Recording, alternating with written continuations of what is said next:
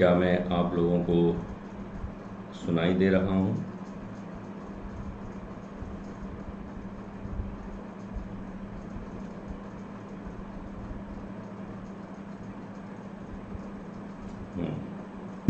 Okay, good. तो जैसा कि आपको पता है कि आज हम लोग एक बहुत ही प्यारी बहुत ही प्यारी पर्सनालिटी एनी वुड बेसेंट को पढ़ने जा रहे हैं। और इसको पढ़ना, ये जो पर्सनालिटीज़ हम लोग डिस्कस कर रहे हैं, इनको पढ़ना बच्चे, एक चीज़ मैं आप लोग को बिल्कुल क्लियर कर दूं कि इसमें आपको दो लाभ लगातार मिलेंगे। और वो दो लाभ ये हैं कि एक तो आपको पर्सनालिटीज़ के बारे में अच्छी खासी जानकारी मिल जाएगी, और दूसरा सबसे बड़ा जो आपको इम्पैक्ट पड़ेगा वो आपकी सोच पर पड़ेगा, है ना। आपकी सोच ब्रॉड होगी। और ये जो महान लोग हैं, ये महान इसलिए नहीं कहलाते कि ये केवल फ्रीडम फाइटर थे या स्वतंत्रता संग्राम में या संघर्ष में इन्होंने पार्टिसिपेट किया। ये इसलिए महान नहीं है, ये इसलिए महान है क्योंकि इन्होंने अपने जीवन के कष्टों को किनारे रखा, रोए नहीं, और अबला की तरह स्त्रियों ने अपना जीवन नहीं बिताया। तो इनके जीवन से सीखने की एक नहीं, दो नहीं, 50 वजहें आपको मिलेंगी कि जब व्यक्ति कष्ट में होता है तो उसे क्या करना चाहिए। तो वो क्या करने की सीख और समझ जो है वो हमें ऐसे व्यक्तित्वों से देखने को मिलती है। लगातार हम लोग व्यक्तित्वों को पढ़ते आ रहे हैं। हम लोगों ने पंडित जवाहरलाल नेहरू को पढ़ा, हम लोगों ने सरदार वल्लभ भाई पटेल को पढ़ा, आज हम लोग एनी वुड बेसेंट जी को पढ़ रहे हैं। तो आज हम लोग देखेंगे कि एनी वुड बेसेंट, अगर एनी वुड बेसेंट अपने सामने आने वाली परेशानियों से परेशान होकर रहती तो क्या हम आज उन्हें पढ़ रहे होते। दूसरा कि अगर आज हम एनी बेसेंट को पढ़ रहे हैं तो उसके पीछे कारण क्या है। तो ये प्यारे प्यारे कारण आपको जानने को मिलेंगे। आज हम लोग एनी वुड बेसेंट को पढ़ने जा रहे हैं। यहाँ पर आपको उनका जन्म 1 अक्टूबर 1847 को क्लेफ्टन टाउन, लंदन, यूनाइटेड किंगडम में हुआ था, और उनकी मृत्यु 20 सितंबर 1933 को अडयार, चेन्नई में हुई थी। तो हम लोग इनका जीवन 1847 से प्रारंभ करेंगे और तब तक ले चलेंगे जब तक वो ब्रह्मलीन ना हो जाए। तो कंप्लीट नॉलेज हम लोग लेंगे। और सभी बच्चों को बहुत बहुत ढेर सारा नमस्कार, प्यार। अंजना यादव, नीलम सोनी, राजन राज, दिव्या विश्वकर्मा, आप सभी बच्चों से मैं रिक्वेस्ट करूंगा कि आप लोग प्लीज़ वीडियो को लाइक, शेयर, और अगर कोई बच्चा ऐसा है जो वीडियो देख रहा है और उसने चैनल को सब्सक्राइब नहीं किया है तो वो चैनल को सब्सक्राइब भी कर ले, ठीक है। इसमें सबसे सबसे सबसे इम्पोर्टेंट है शेयर करना, ठीक है, शेयर करना। सेकंड नंबर पे लाइक और थर्ड नंबर पे सब्सक्राइब, क्योंकि सब्सक्राइब तो फिर आप कर ही लेंगे, है ना। तो अगर आप लोग सेटल हो गए हों तो चलिए हम लोग एनी वुड बेसेंट, ये प्यारी सी मूर्त आपको दिखाई दे रही है। और एनी वुड बेसेंट को जब हम लोग पढ़ेंगे, इनके स्टेटमेंट, इन्होंने एक स्टेटमेंट दिया था जब ये कष्ट में थी। उस स्टेटमेंट को पढ़ते समय आपको लगेगा कि आपको एक और महिला याद आएगी। इनका तो मैक्सिमम समय जो है वो 19वीं शताब्दी में बीता, आपको 20वीं शताब्दी की एक महिला याद आएगी और मैं उस समय टोकूंगा और आपको उस महिला का नाम बताऊंगा। ठीक है, चलिए तो हम लोग क्लास को स्टार्ट करते हैं, लेकिन उसके पहले हम लोग अति महत्वपूर्ण जानकारी आपके लिए, जो आपके लिए आपके भावी जीवन के लिए बहुत महत्वपूर्ण है, वो ये कि 1 subscription to all crack it all, ठीक है, अनअकैडमी आपके लिए लाया है। GS plus optional and iconic GS plus optional के लिए बेनिफिट्स आपको 25% का विद ऑप्शनल बेनिफिट मिलता है। प्लस इसमें अगर आप अनु आईएएस लाइव रेफरल कोड का इस्तेमाल करते हैं तो आपको 10% का एक्स्ट्रा डिस्काउंट भी मिल जाता है। तो अगर आप देखें कि आपकी फ़ी कितनी हो जाती है, तो 1 ईयर की अगर हम बात करें तो 77,000, न्यू प्राइस आपका है 57,500, यानी कि आप लगभग 20,000 रुपये की यहाँ पर बचत कर रहे हैं।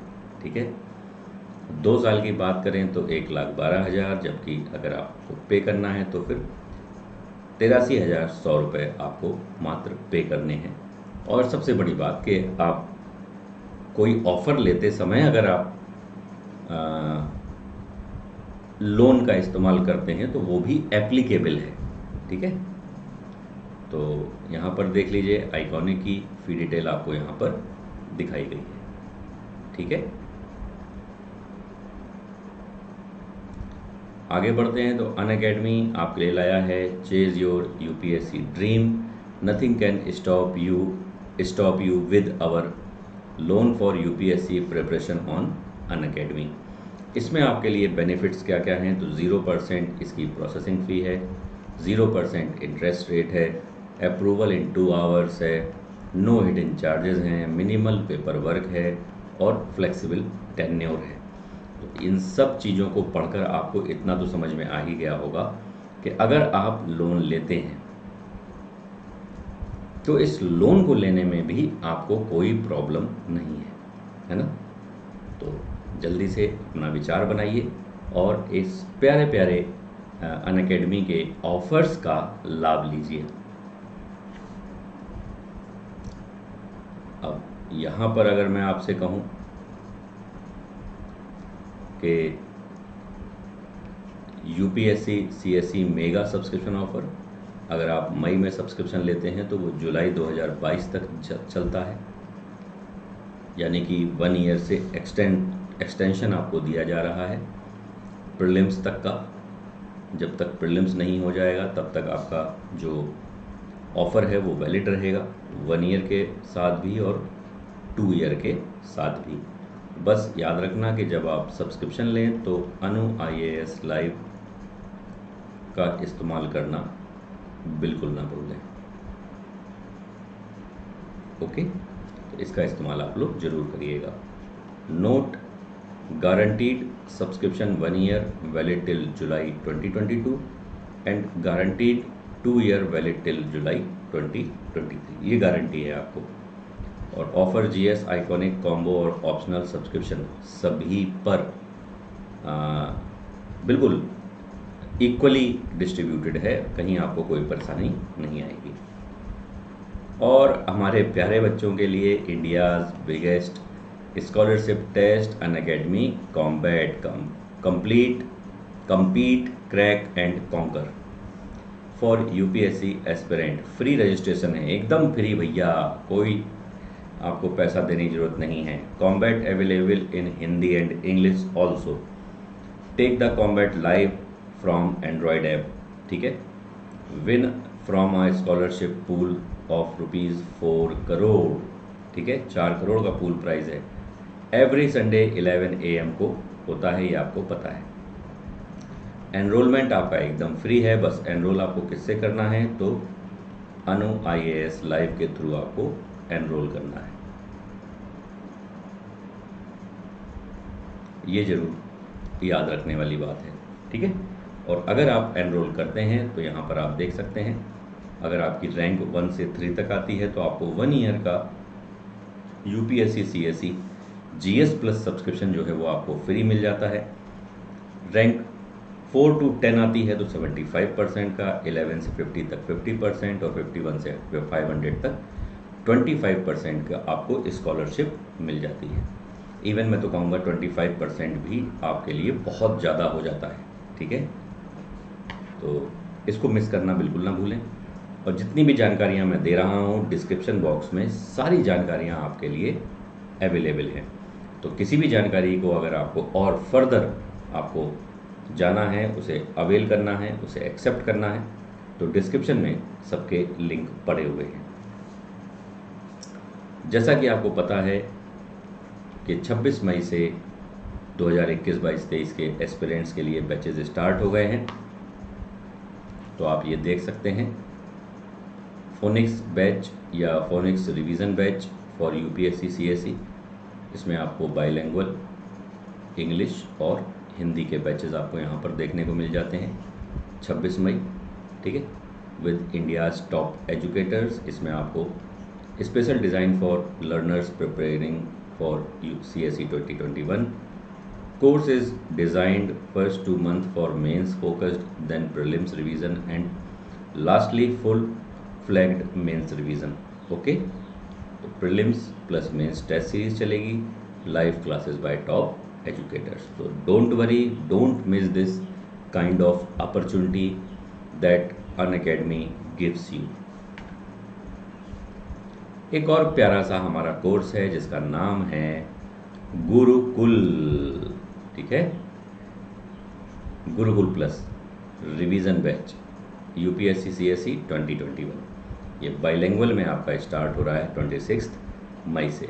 टोटल रिवीजन आपको कराया जाएगा, प्रीलिम टेस्ट सीरीज आपको मिलेगी और live classes by top educators, ठीक है। तो डोंट मिस, है ना, डू नॉट मिस। 1 ईयर के जो बैच कोर्स हैं आपके सामने हैं, बेहतरीन बेहतरीन बैच कोर्सेज। इन कोर्सेज में आपको complete syllabus coverage for prelims का mains, live classes by top educators, NCERT plus prelims test series. इसी तरह का बिल्कुल आपको इंग्लिश हिंदी बाइलिंगुअल में आपको 2 ईयर का बैच कोर्स मिलता है। इसमें भी आपका course complete, live classes by top educators, NCERT and prelims test series. और जो बच्चे बिल्कुल नए हैं और उनके लिए NCERT batches for UPSC CSE, pathway to crack UPSC CSE with India's top educators. ये बैच भी आपका 26 मई से स्टार्ट हो रहा है। आप यहाँ पर देख सकते हैं कि best of the best educators और भी बहुत सारे एजुकेटर्स इन बैचेस में आपको डील करेंगे, जिससे आपकी जो बेसिक प्रॉब्लम है वो हमेशा के लिए दूर हो जाए, ओके। अगर आप प्लस सब्सक्रिप्शन लेते हैं तो आपको क्या क्या बेनिफिट मिलते हैं, तो आपको live classes, weekly test, unlimited access, structured courses मिल जाते हैं।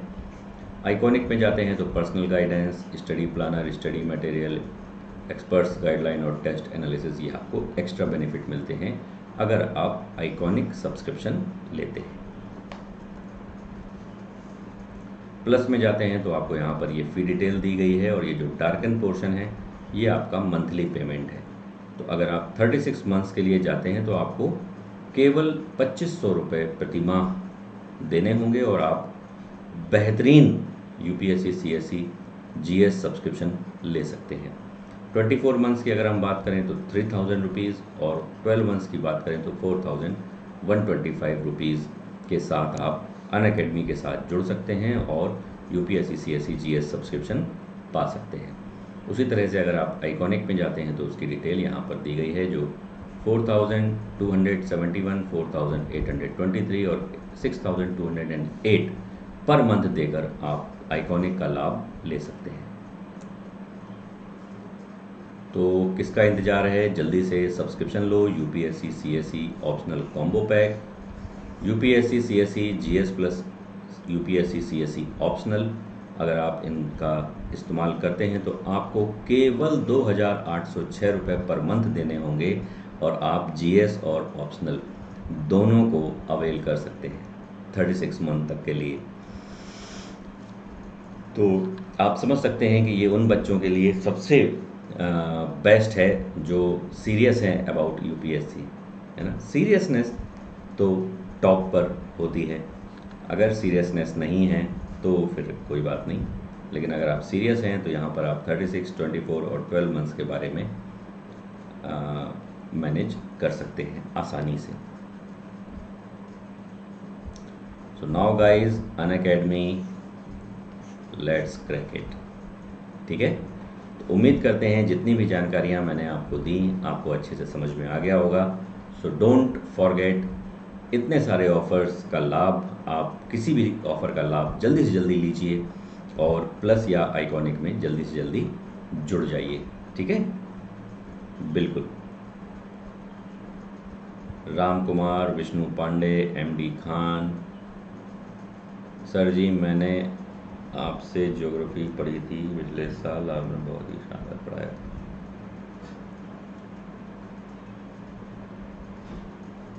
हाँ, मेरी क्लास यहाँ पर रेगुलर चलेगी, बिल्कुल रेगुलर चलेगी, आपको रत्ती भर परेशानी नहीं आएगी।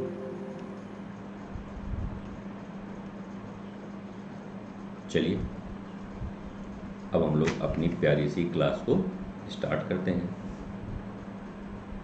All you guys ready? चलो, तो मैं ज़रा ब्लैक की जगह वाइट हो जाऊं। ठीक है, तो अब हम लोगों का टारगेट क्या है? देखो बेटा, टारगेट ये समझना कि एक बहुत बेहतरीन पर्सनालिटी हमारे सामने है, एनी वुड बेसेंट। इनका जन्म 1 अक्टूबर 1847 को लंदन में हुआ था और इनकी मृत्यु अडेयार चेन्नई में 1933 में हुई थी। ठीक है, और सबसे पहले तो मैं इनके बारे में 2 बातें आपसे कहना चाहूँगा कि एनी बेसेंट का व्यक्तित्व कैसा था। आइए सबसे पहले 3-4 पॉइंट में आपको इनका व्यक्तित्व समझा देता हूँ। तो सबसे पहली बात कि ये अध्यात्मवादी थी, अध्यात्म को मानती थी, स्पिरिचुअल जो स्पिरिचुअलिटी जो है उसको ये एडॉप्ट करती थी बहुत ज़्यादा। तो इनका जो मन मस्तिष्क था वो धार्मिकता की ओर, अध्यात्म की ओर झुका हुआ था। थियोसॉफी विचारधारा पर ये चलती थी। थियोसॉफी का मतलब ये है कि कुछ लोगों ने एक विचारधारा बनाई जिसको हम थियोसॉफी कहते हैं, और ऐसे लोगों ने एक काम किया। उन्होंने काम ये किया कि विश्व के सभी धर्मों को रीड किया। जो थियोसॉफिस्ट थे, उन्होंने जब सभी धर्मों को रीड किया, चाहे वो ईसाई धर्म हो, हिंदू धर्म हो, इस्लाम धर्म हो, पारसी धर्म हो, जरथुष्ट धर्म हो, सभी धर्मों को जब थियोसॉफिस्ट लोगों ने पढ़ा तो एट लास्ट उनको ये लगा कि हिंदू धर्म जो है ये इसकी जड़ें बहुत गहराई तक हैं और इसको समझना बहुत कठिन है, और इसको जब समझ में आ जाता है तो इससे सरल कोई धर्म नहीं है। प्लस इस धर्म का प्रचार प्रसार पूरे विश्व में किया जाना चाहिए। तो थियोसॉफिस्ट जो थे उन्होंने अपना एक प्रोग्राम बना लिया। उन्होंने ये प्रोग्राम बना लिया कि भाई साहब अब हमें हिंदू धर्म को इस थियोसॉफिकल सोसाइटी के माध्यम से हिंदू धर्म का प्रचार प्रसार करना है।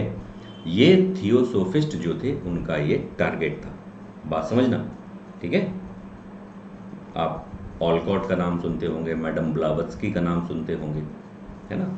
तो इन लोगों ने थियोसॉफिकल सोसाइटी बनाई और हिंदू धर्म को प्रचार प्रसार, लेकिन हिंदू धर्म से पहले ये सभी धर्मों को पढ़ चुके थे, लेकिन इनको सबसे ज़्यादा आकर्षित किया था हिंदू धर्म ने। इस बात को ध्यान रखना, ठीक है। अच्छा, उसके बाद ये डॉक्टर थी।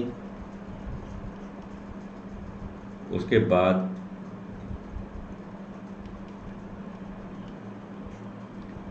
महिला उद्धार के लिए इन्होंने ढेर सारे कार्य किए। एक बहुत बेहतरीन ये वक्ता थी।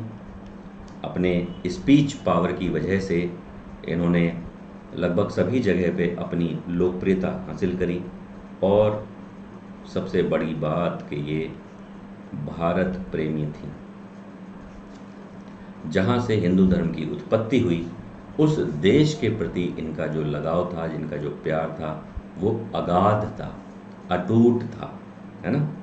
तो आइए इसी क्रम में हम लोग आगे बढ़ते हैं और एनी बेसेंट के बारे में और ढेर सारी जानकारियाँ इकट्ठी करते हैं। देखो, सबसे पहली चीज़, बेसिक चीज़, इनका जन्म जो है वो इंग्लैंड में हुआ। कब हुआ? 1847 में, मैंने आपको लिख दिया। जन्म के बाद इनकी जो मृत्यु है वो 1833 में भारत में हुई। ठीक है।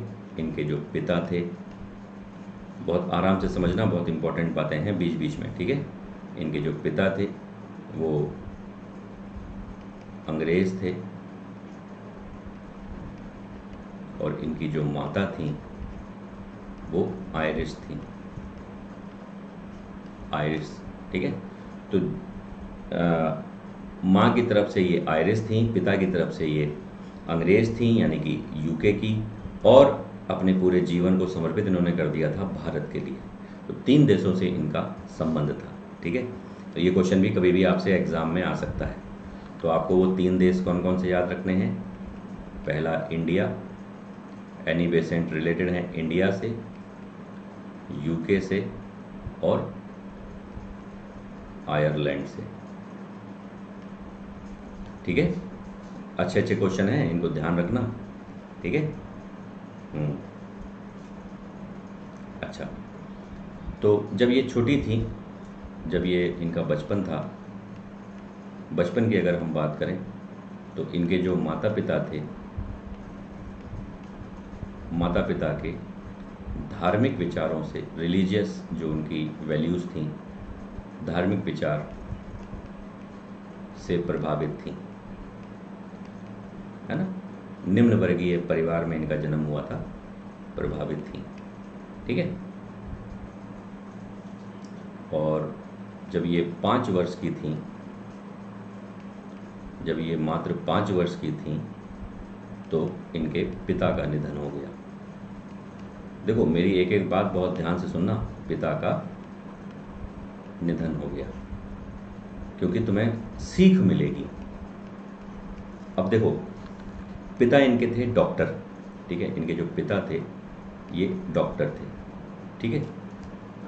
अच्छा, जब ये 5 वर्ष की थी तो इनके पिता का निधन हो गया। अब निधन हो गया तो माता तो डॉक्टर थी नहीं, वो तो एक बढ़िया हाउसवाइफ थी। तो हुआ क्या कि इनके बुरे दिन शुरू हो गए, है ना। निम्न वर्ग में तो थी ही, अब इनके पास और भी गरीबी इन्होंने झेली। ये इतनी गरीब हो गई कि इनका गुजर बसर करना मुश्किल हो गया। और जब गुजर बसर करना मुश्किल हो गया तो क्या हुआ कि इनकी जो माँ है, हालात खराब होने पर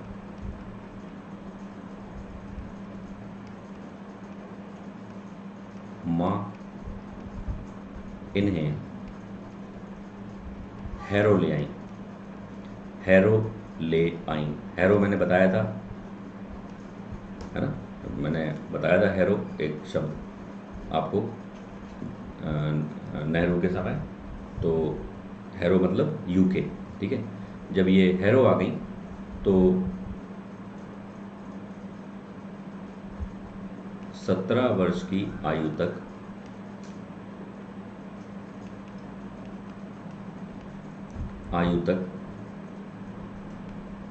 मिस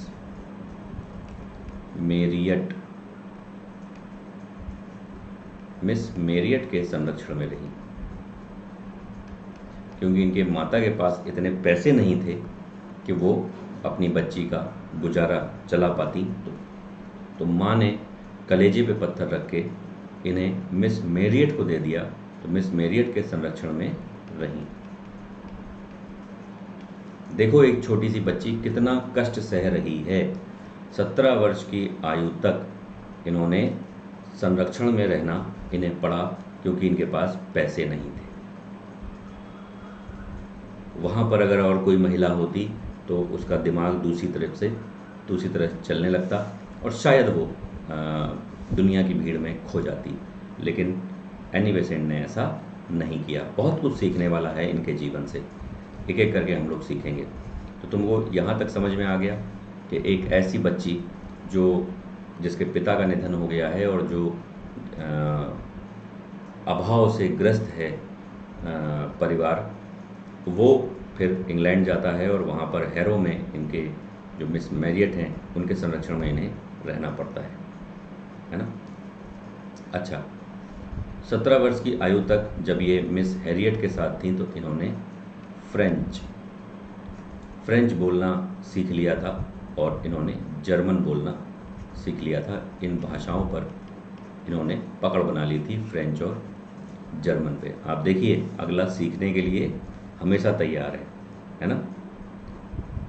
उसके बाद 1867 में, और बुरे दिन ख़त्म नहीं हुए हैं, आराम से सुनना, लंबे समय तक इनके बुरे दिन चले थे। 1867 में क्या हुआ कि इन्होंने एक युवा पादरी रेवरेंड से विवाह किया। ठीक है,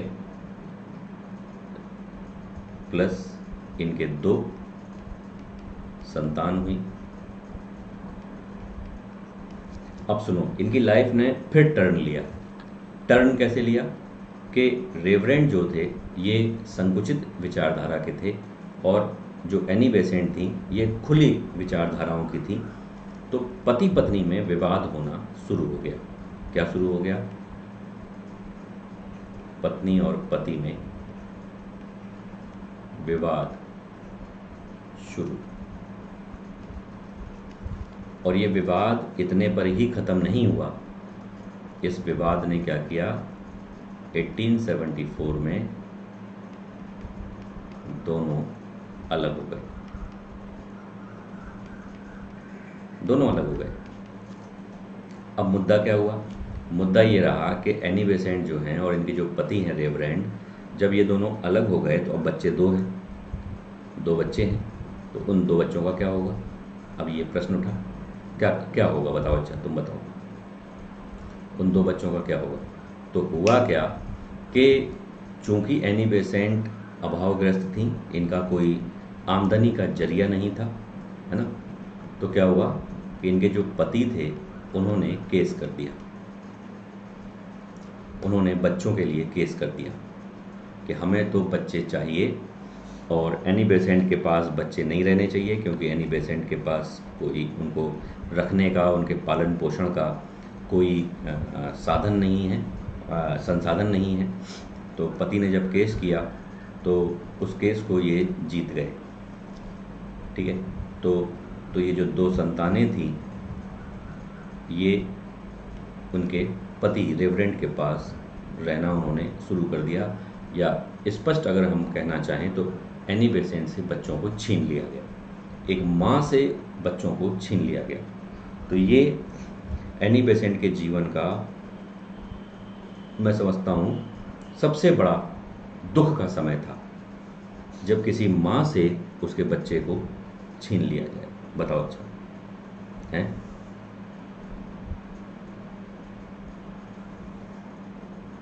होता है ना?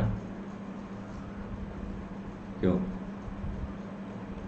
तब एनी बेसेंट ने कहा,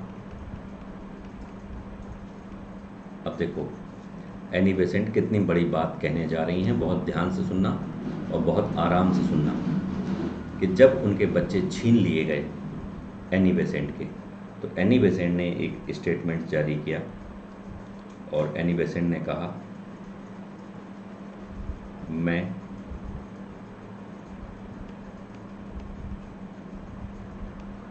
अपने दुखों का निवारण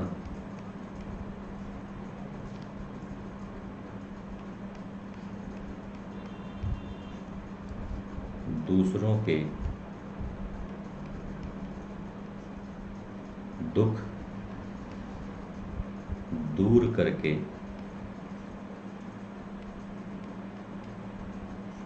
करूंगी।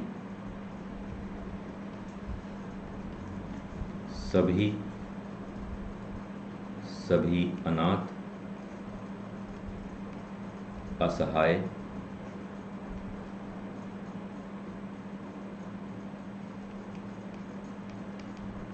बच्चों की मैं माँ बनूंगी। अब देखो कितनी बड़ी बात इन्होंने कही, इससे अच्छी बात क्या हो सकती है। मतलब कष्ट मिलने पर घर के किसी कमरे के किसी कोने में अपने आप को रोता बिलखता एनी बेसेंट ने नहीं छोड़ा। उन्होंने हमेशा फाइट करी, उन्होंने हमेशा आगे बढ़ने की सोची, ना कि जीवन में घटने वाले दुखों से इतना दुखी होकर, परेशान होकर अपने आप को कमरे में कैद कर लेना और अपना जीवन समाप्त कर लेना। एनी बेसेंट इतनी कमज़ोर महिला नहीं थी। उन्होंने हमेशा हिम्मत से काम लिया। मैं इनका नाम एनी वुड बेसेंट है, मैं तो एनी लॉयन बेसेंट कहना ज़्यादा पसंद करूँगा। वो बिल्कुल शेर की तरह थी। उनकी जो दृढ़ इच्छा शक्ति थी, जीवन जीने की जो उनकी कला थी, उनको एनी वुड बेसेंट की जगह एनी लॉयन बेसेंट कहना चाहिए, है ना। तो उन्होंने कहा ठीक है। अच्छा, जब ये हार गई तो केस हारने पर इन्होंने लॉ, जो वहाँ का नियम कानून थे, उनको इन्होंने बहुत बुरा भला कहा कि कोई कानून इतना बुरा कैसे हो सकता है कि वो माँ से बच्चों को बिछाड़ दे, है ना। तो ये कानून जब लिखा गया तो ये कानून को इतनी ताकत कहाँ से आई।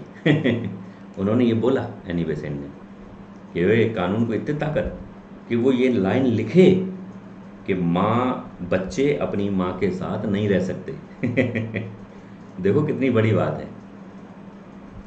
उन्होंने उस कानून की आलोचना करी और आलोचना करने के बाद चूंकि अगर वो ज़बरदस्ती करती तो फिर वो लॉ ब्रेक करती, है ना, तो जेल हो सकती थी।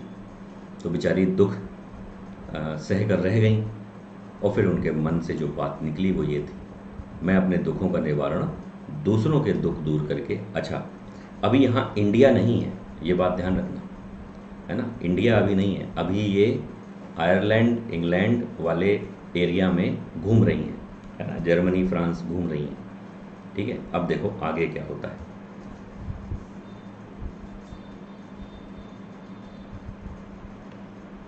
अब एनी बेसेंट की जो विचारधारा थी वो बेसिकली संदेहवादी थी। उनका जो धर्म था वो संदेहवाद पर टिका हुआ था। तो एनी बेसेंट जो है, एनी बेसेंट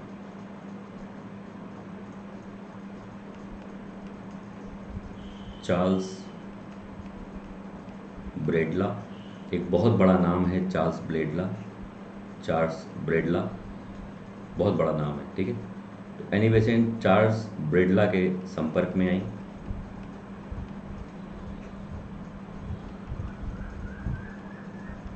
और चार्ल्स ब्रेडला के संपर्क में जब ये आई तो इन्होंने क्या किया, इनका जो संदेहवाद था, ये संदेहवादी से ईश्वरवादी बनी। ये जो चार्ल्स ब्रेडला थे, इन्होंने ईसा मसीह और उनकी जो स्टोरीज़ हैं उन पर बहुत कुछ बातें कही थी, है ना। तो चार्ल्स ब्रेडला के संपर्क में आने पर ये संदेहवादी से ईश्वरवादी हो गए। बेटा यहाँ तक सारी बातें समझ में आ गई। आगे बढ़ें, पेज को टर्न करें।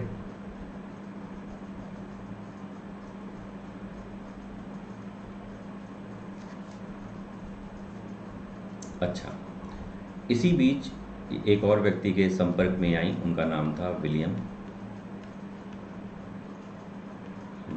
स्टीड। विलियम स्टीड के संपर्क में आई।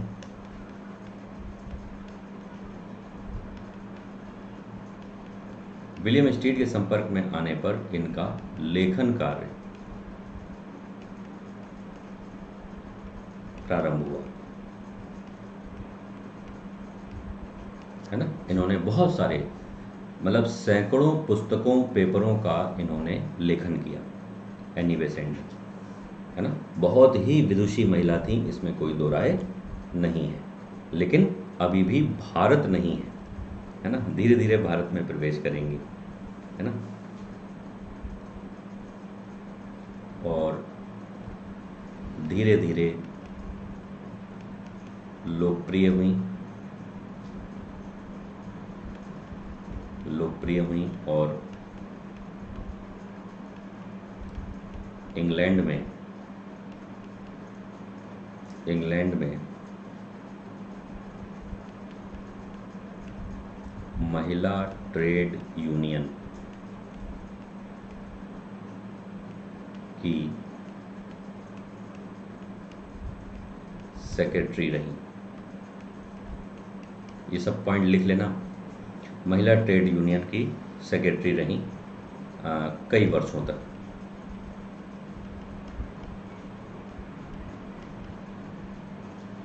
है ना। कई वर्षों तक ये महिला ट्रेड यूनियन कहाँ, इंग्लैंड में, उसकी ये सेक्रेटरी रही, ठीक है। उसके बाद 1878 का समय आता है। 1878 में क्या हुआ? 1878 में एनी सोशलिस्ट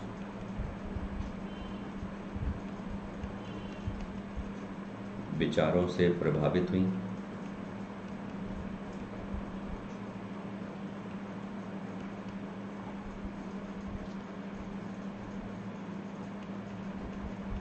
और एक संस्था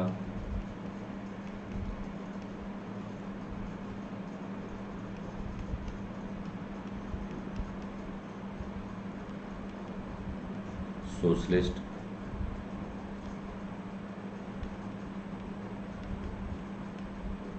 डिफेंस ऑर्गेनाइजेशन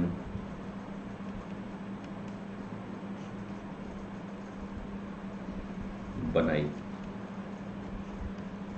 क्या तुमको ये पता था? नहीं पता था तो लिख लेना। एक इन्होंने संस्था बनाई, सोशलिस्ट डिफेंस ऑर्गेनाइजेशन या सोशलिस्ट डिफेंस संगठन, है ना, ठीक है। अच्छा, ये संस्था इन्होंने क्यों बनाई, ये बड़ा प्रश्न है।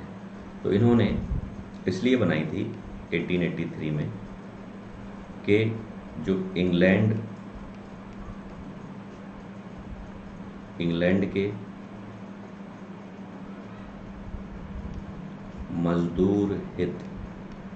मजदूर हितों की रक्षा।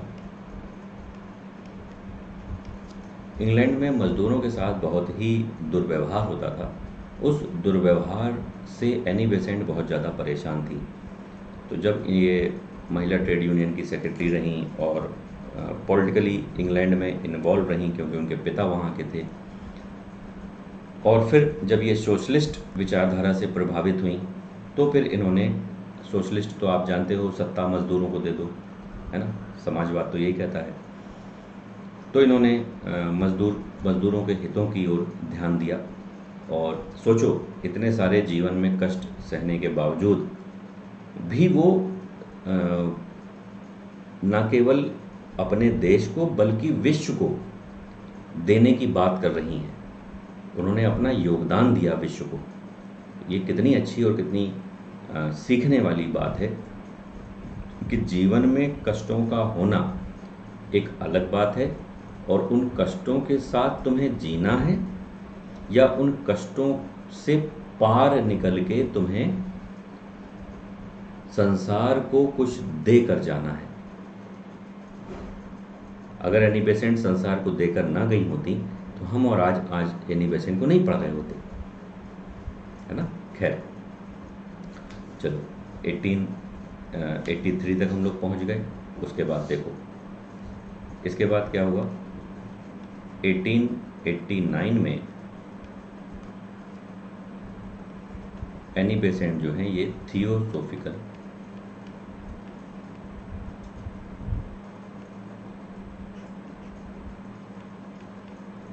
जो सोसाइटी है से जुड़ी थियोसॉफिकल सोसाइटी से जुड़ गई 1889 में। और जब ये थियोसॉफिकल सोसाइटी से जुड़ी तो तुम्हें जान के ताज्जुब होगा कि ये क्यों जुड़ी थी। तो उसका रीज़न ये था कि जब ये थियोसॉफिकल सोसाइटी से जुड़ी तो ये बहुत बेहतरीन वक्ता थी, बोलती बहुत ज़बरदस्त थी, गजब बोलती थी, गजब, है ना। मैं तो नगाड़ा हूँ, है ना। और इस टाइप के जो इनके बड़े बड़े स्टेटमेंट हैं, मैं देश को जगाने आई हूँ, है ना। और मतलब जब ये बोलती थी तो सबका मुंह बंद हो जाता था, है ना। तो थियोसॉफिकल सोसाइटी से जब ये जुड़ी तो इनकी जो वक्ता वाली क्वालिटी थी उसकी वजह से इन्हें थियोसॉफिकल सोसाइटी में एक अच्छा पद या स्थान हम लोग कह सकते हैं इनको मिला, और इनकी लोकप्रियता बढ़ी। और जब इनकी लोकप्रियता बढ़ी, और ध्यान रखना अभी एनी बेसेंट और गांधी जी जब आमने सामने आएंगे तो आपको मालूम चलेगा कि इन्होंने गांधी जी के बारे में क्या कहा, और मतलब फिर इनके साथ हुआ क्या। ठीक है, तो धीरे धीरे हम लोग आगे बढ़ रहे हैं, एक एक स्टेप। अच्छा, उसके बाद क्या हुआ? उसके बाद 1893 में भारत आई। लो भाई, एनी बेसेंट को हम लोग इंडिया बुला लेते हैं, आ गई इंडिया 1893 में। जब 1893 में जब ये भारत आई तो याद रखना कि 1893 से 1906 ये जो टाइम पीरियड है एनी बेसेंट का, इसमें अधिकांश समय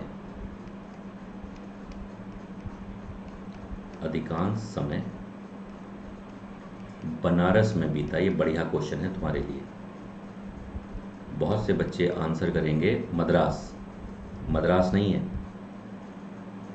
1893 से 1906 के बीच एनी बेसेंट का अधिकांश समय कहाँ बीता? बनारस में बीता। भैया स्टार क्वेश्चन है, मैंने बता दिया, अब याद रखना तुम्हारी जिम्मेदारी है। याद रखोगे कि नहीं? है ना? और कैसे याद रखोगे? तो याद ऐसे रखना कि 1898 में एक घटना घटी थी। कौन सी? Central Hindu college. दिखाई दे रहा है? चलो सुन लो, ये पीडीएफ तो आपको मिल ही जाती है ना। ये देख लो, दिखा के नहीं? सेंट्रल हिंदू कॉलेज, यही बनारस हिंदू विश्वविद्यालय, है ना, जो मदन मोहन मालवीय 1916 में इसको विश्वविद्यालय में कन्वर्ट कर देंगे। तो सेंट्रल हिंदू कॉलेज की स्थापना बनारस में। तो उस घटना से याद रखना कि एनी बेसेंट का जो प्रारंभिक वर्ष हैं वो कहाँ बीते? तो बनारस में बीते, है ना। इम्पोर्टेंट था इसलिए मैंने इतनी देर तक बताया इस बात को। आगे बात समझ में?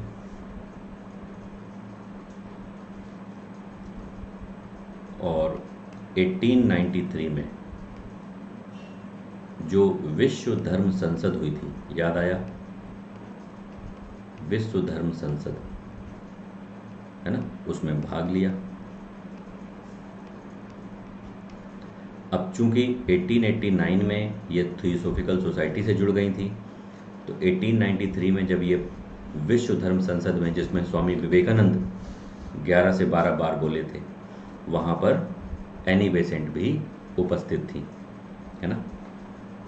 तो इन्होंने विश्व धर्म संसद में थियोसॉफिकल सोसाइटी की तरफ से पार्टिसिपेट किया था।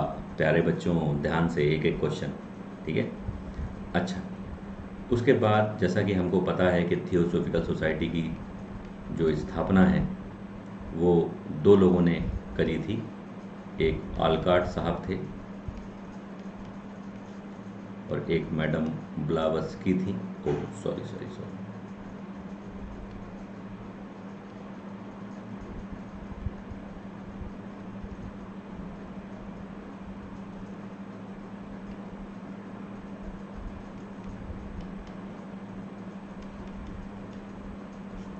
ब्लावत्स्की, ठीक है। तो ऑलकॉट की मृत्यु हो गई थी। कब? 1907 में, ठीक है।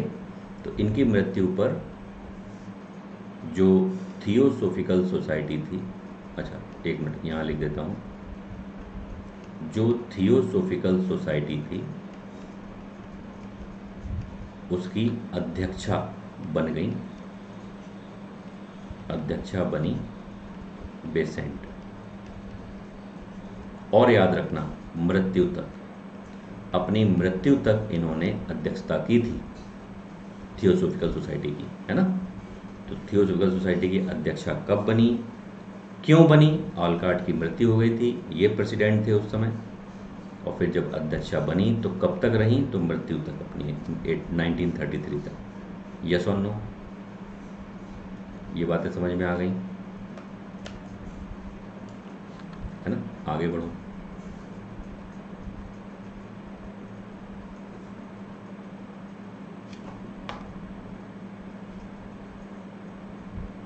हम्म, हम्म, हम्म। थोड़ी सी गड़बड़ ये हो गई है, मेरे पास पेज नहीं है, तो मुझे यहीं पे छोटी छोटी चीज़ें लिख लिख कर मैनेज करना पड़ेगा। But all of you don't worry, ठीक है। ये क्यों नहीं रहा पूरा भाई?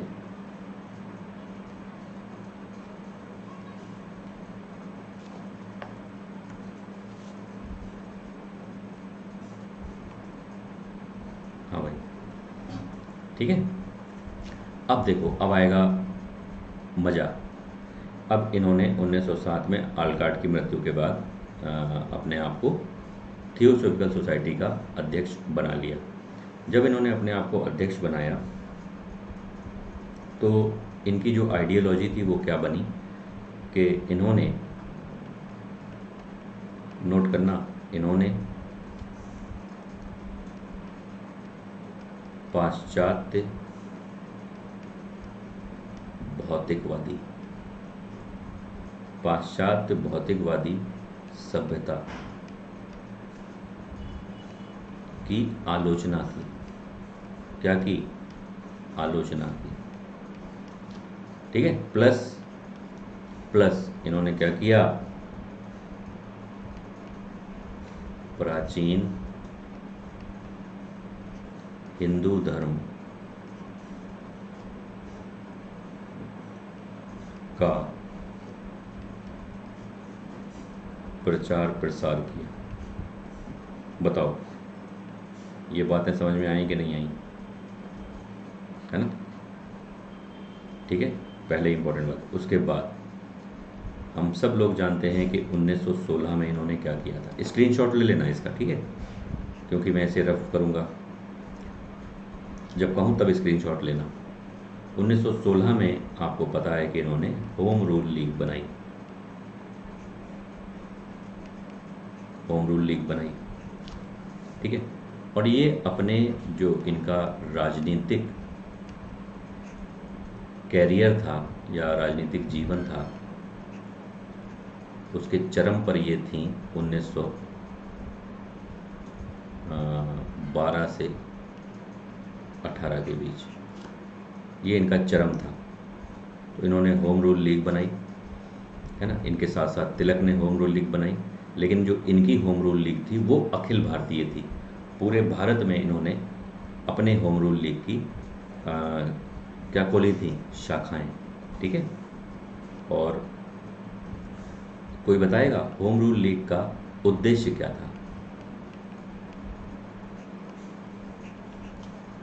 कोई नहीं बता पाएगा, नहीं बता पाओगे। होम रूल लीग का उद्देश्य था राष्ट्रीय पुनर्जागरण। होम रूल लीग का उद्देश्य था राष्ट्रीय पुनर्जागरण, रिनेसा, है ना।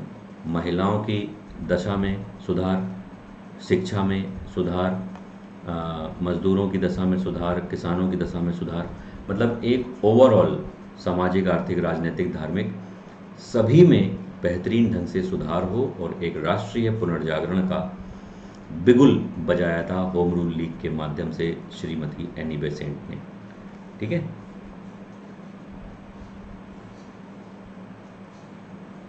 और याद रखना कि इन्होंने वर्ण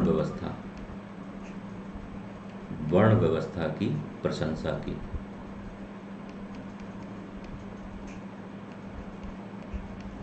ये बहुत ही गहरे और महत्वपूर्ण पॉइंट हैं, ठीक है, बहुत अच्छे पॉइंट हैं। अभी लिख के दे देगा एग्ज़ाम में तो तुम लोग फिर पंखा देखोगे कौन कंपनी का लगा है, हवा नहीं दे रहा है ना।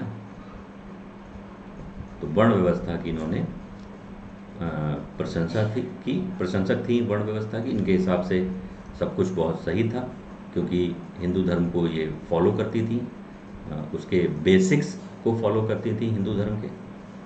और इन्होंने शिक्षा पर जोर दिया।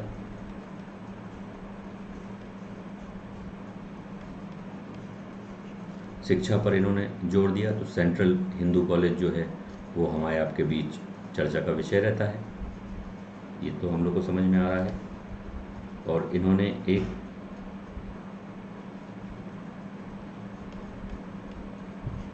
Brothers of service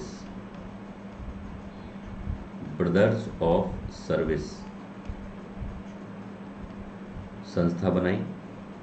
brothers of service संस्था किसने बनाई थी? एनी बेसेंट ने संस्था बनाई,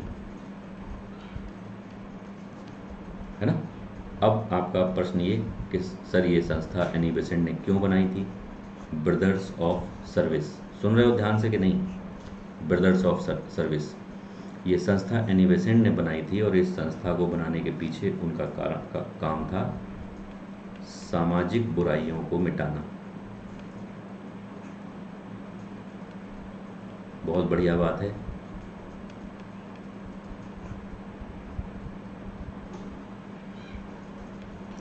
सामाजिक बुराइयों को, जय श्री राम सचिन अरोड़ा, दूर करना।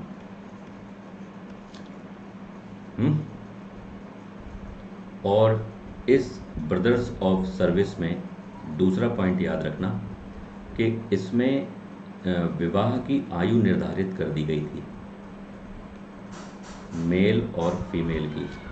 अगर यूपीएससी आपसे पूछे कि श्रीमती एनी बेसेंट ने ब्रदर्स ऑफ सर्विस संस्था बनाई थी और उसमें एक नियम कानून का पत्र उन्होंने प्रकाशित किया था जिसमें बहुत सारे पॉइंट लिखे थे, तो उस पत्र में विवाह की आयु कितनी थी जो मेंशन करी थी श्रीमती एनी बेसेंट ने ब्रदर्स ऑफ सर्विस पैम्फलेट में। तो मेल की जो आयु थी वो थी 18 वर्ष और फीमेल की आयु जो थी वो थी 16 वर्ष। बहुत गजब क्वेश्चन है, इसे कहते हैं डेप्थ में पढ़ना, इसे कहते हैं डीपली स्टडी, है ना। अब तुम लोग जल्दी से एक काम करो, इसका स्क्रीनशॉट ले लो क्योंकि मैं इसको रफ करने जा रहा हूँ।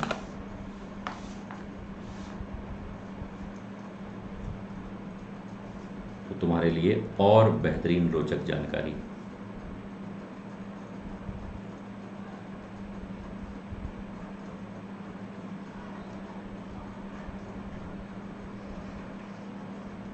ले लिया होगा स्क्रीनशॉट।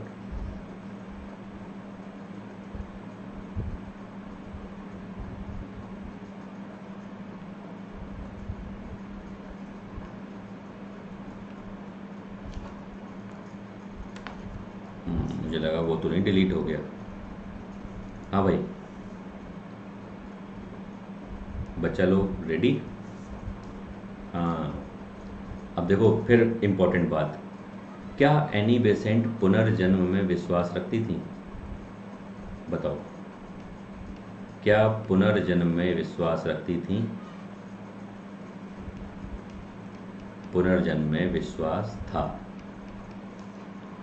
और तुमको सुन के अच्छा लगेगा कि एनी बेसेंट कहती थी कि पिछले जन्म में मैं भारत की भूमि पर मैंने जन्म लिया था, है ना, इसलिए इस जन्म में मैंने भले ही जन्म इंग्लैंड में लिया लेकिन मेरी कर्म भूमि भारत है, तो एनी बेसेंट ये बात कहा करती थी कि मैं पिछले जन्म में भारतीय थी, है ना।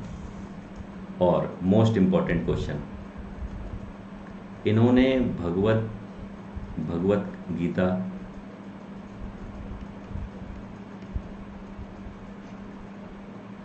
का अनुवाद किया, है ना। क्या नाम था उसका? उसका नाम था थॉट ऑन द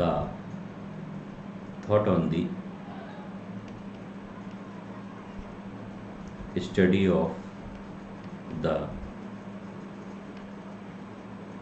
गीता।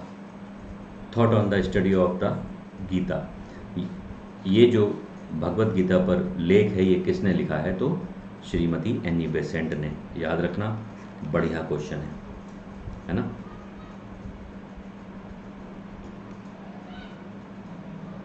अब तो वो तुम्हें बताएं एक बढ़िया बात। एनी बेसेंट की लोकप्रियता एकदम से गिर गई, है ना। ध्यान से सुनना, ठीक है।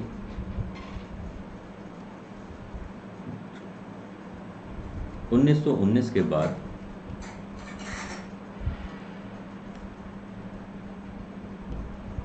बेसेंट अकेली पड़ गई। कोई बताएगा क्यों? इसके दो बड़े कारण थे। पहला, तिलक से इनका विवाद हो गया था। तिलक और बेसेंट के विचारों में साम्यता नहीं रह गई थी। और दूसरा,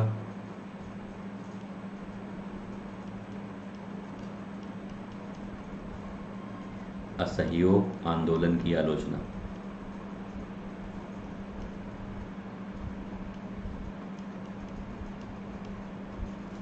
असहयोग आंदोलन की इन्होंने आलोचना कर दी थी। गांधी जी को राजनीतिक बच्चा कहा था, है ना। और इन्होंने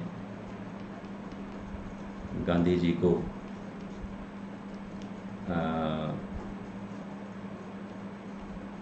रहस्यवादी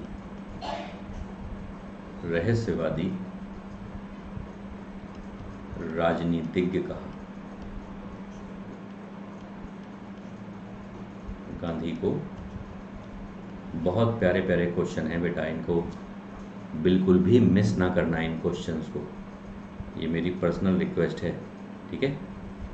गांधी जी को राजनीतिक बच्चा कहा, प्लस गांधी जी को रहस्यवादी राजनीतिज्ञ कहा। और उन्होंने कहा कि ये भ्रम फैलाकर तुम लोगों को डिस्टर्ब कर रहे हैं, और इनके जो सत्य अहिंसा या इस तरह के जो इनके प्रोग्राम हैं, इनमें कोई दम नहीं है ना। क्यों? क्योंकि इस समय एनी बेसेंट अपने राजनीतिक कैरियर के अपने चरम पर थी, है ना। क्योंकि हम लोग जानते हैं कि 1917 में भारतीय राष्ट्रीय कांग्रेस की बनने वाली पहली महिला अध्यक्षा थी। यस और नो, है ना। तो गजब चीज़ें हैं। तो एक तो ये याद रखना। दूसरा, एक नाम याद रखना, अजैक्स। एनी बेसेंट ने लेखन में बहुत सारा काम किया है, तो अजैक्स इन्होंने अपना उपनाम रखा था। अजैक्स उपनाम से लेखन किया।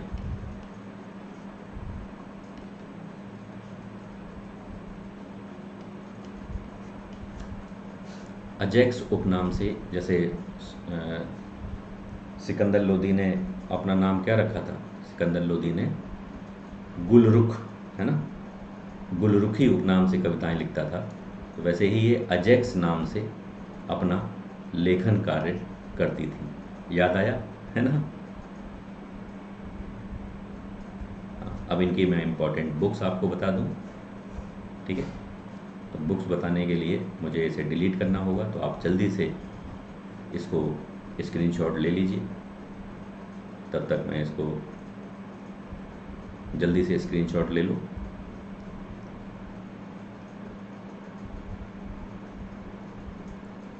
हाँ भाई, तो अब इनकी बुक्स एक एक करके मैं आपको बता देता हूँ। इनकी जो बुक्स हैं, पहली बुक है death and after, death and after. एक इनकी बुक है कर्मा। एक इनकी बुक है मैन एंड हिज बॉडीज। ये सब बेहतरीन बुक्स हैं इनकी। The ancient wisdom, the ancient wisdom.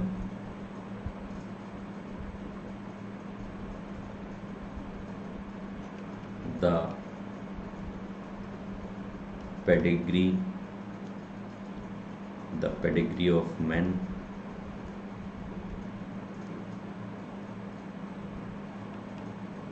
The commonweal,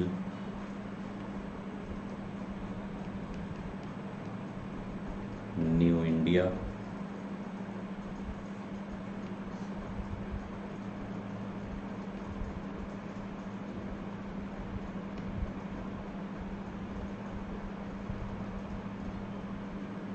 new India के साथ साथ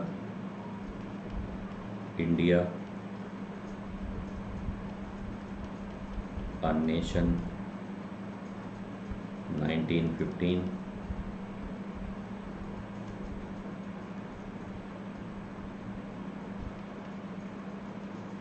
the future of Indian politics. एक इनकी पुस्तक थी ब्रह्म विद्या, ब्रह्म विद्या। और एक इनकी थी इंडिया बॉन्ड और फ्री।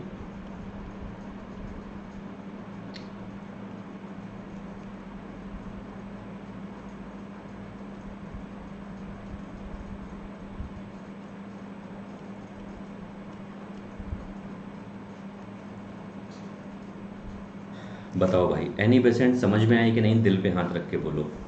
और चलते चलते एनी बेसेंट का एक बेहतरीन स्टेटमेंट याद रखना अपने जीवन में कि 1917 में जब इनको नज़रबंद किया गया था एनी बेसेंट को, तो वही होम रूल लीग आंदोलन चलाती थी। तो इन्होंने कहा कि मैं वृद्धा हूँ लेकिन मरने से पहले स्वायत्त भारत को देखूंगी। इसे कहते हैं पॉजिटिव एटीट्यूड।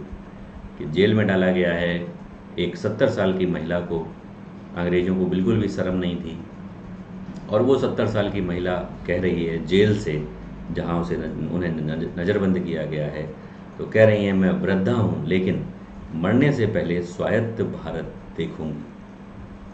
हालांकि 1933 में जब वो ब्रह्मलीन हुई तो उस समय तक देश आज़ाद नहीं था, लेकिन 1919 के बाद से वो राष्ट्रीय राजनीति में उन्होंने उतना तो योगदान नहीं दिया जितना वो देना चाहती थी अपने नाम से, क्योंकि गांधी जी आ गए थे और 1920 से तो लगभग गांधी जी ने इंडियन नेशनल कांग्रेस को लीड करना शुरू कर दिया था। उम्मीद करते हैं कि एनी बेसेंट आज आपको अच्छे से समझ में आ गई होंगी। उनके पैदा होने से लेकर उनकी मृत्यु तक की सभी घटनाओं को हम लोगों ने अच्छे से पढ़ा और समझा, और अधिकतर उन्हीं घटनाओं पर हम लोगों ने चर्चा करी है। इसमें अगर आप देखेंगे तो पूरी डिटेलिंग है, आप बिल्कुल परेशान ना होइएगा, है ना। इसका मैं आपको दे दूंगा PDF आपको, है ना, डोंट वरी। बस मेरी बातों को याद रखा करो, मेरी कुछ चीज़ें हैं उनको कोशिश किया करो। जैसे अनु IAS लाइव है, इसके थ्रू आप कहीं भी एनरोल होइए, अनु IAS लाइव का आप लोग इस्तेमाल करिए। अनअकैडमी ढेर सारे प्रोग्राम आपके लिए लॉन्च किए हुए हैं, चाहे वो लोन का प्रोग्राम हो, चाहे वो कॉम्बैट का प्रोग्राम हो, चाहे वो 35% ऑफ़र का प्रोग्राम हो। तो कहीं ना कहीं अगर आपको लगता है कि आप आईएएस बनना चाहते हैं, बन सकते हैं, तो डरने घबराने वाली कोई बात नहीं है। आप ही के अंदर से आईएएस निकल के बाहर आएगा। ये मत सोचो कि कोई दूसरा आपके अंदर आईएएस डाल देगा, नहीं। अगर आईएएस आपके अंदर है तो वो निकल के बाहर अपने आप आ जाएगा, आपको पता भी नहीं चलेगा। विश्वास जानो। एनी बेसेंट को बिल्कुल नहीं मालूम था कि जब उनके पिता की मृत्यु हुई तो उन्हें विश्व याद रखेगा। एनी बेसेंट को बिल्कुल नहीं पता था कि जब उनका पति उन्हें 1874 में छोड़ रहा है तो विश्व उन्हें याद रखेगा। जब वो अपने कष्ट भरे जीवन को जी रही थी तब भी उनको नहीं पता था कि विश्व उन्हें याद रखेगा। कितनी प्यारी, भोली सी, माँ जैसी सूरत की तरह दिखने वाली एनी वुड बेसेंट को शत शत नमन। इन्होंने भारत भूमि के लिए जो कुछ भी किया उसको हम लोग शब्दों में तो बयां बिल्कुल नहीं कर सकते, है ना। हम लोग का रोम रोम, हमारा रोम रोम ऋणी है ऐसी महान हस्तियों के लिए, और हमेशा ऋणी रहेगा, ना केवल हमारा बल्कि भविष्य में आने वाले भारत के लोगों या भावी भविष्य जो है भारत का, वो भी युगों युगों तक इनको याद रखेगा। तो इन्हीं शब्दों के साथ आप सभी बच्चों को ढेर सारा प्यार, आशीर्वाद। अपने जीवन में आगे बढ़ते रहिए, और इन महान हस्तियों से हमको ये तो समझ में आ रहा है कि प्रॉब्लम नहीं होती, है ना। तो बस उसे देखने का नज़रिया होता है। So don't worry, be happy, always happy. स्वस्थ रहो, मस्त रहो, जहाँ रहो ज़बरदस्त रहो। तो चलिए, इसी क्रम में हम लोग कल एक अन्य हस्ती को पढ़ेंगे। चलिए मैं बता देता हूँ, जैसा कि मैं हर बार करता हूँ, आप लोगों को मैं बता देता हूँ कि कल हम लोग किस हस्ती को पढ़ेंगे। तो कल हम लोगों की हस्ती आ रही है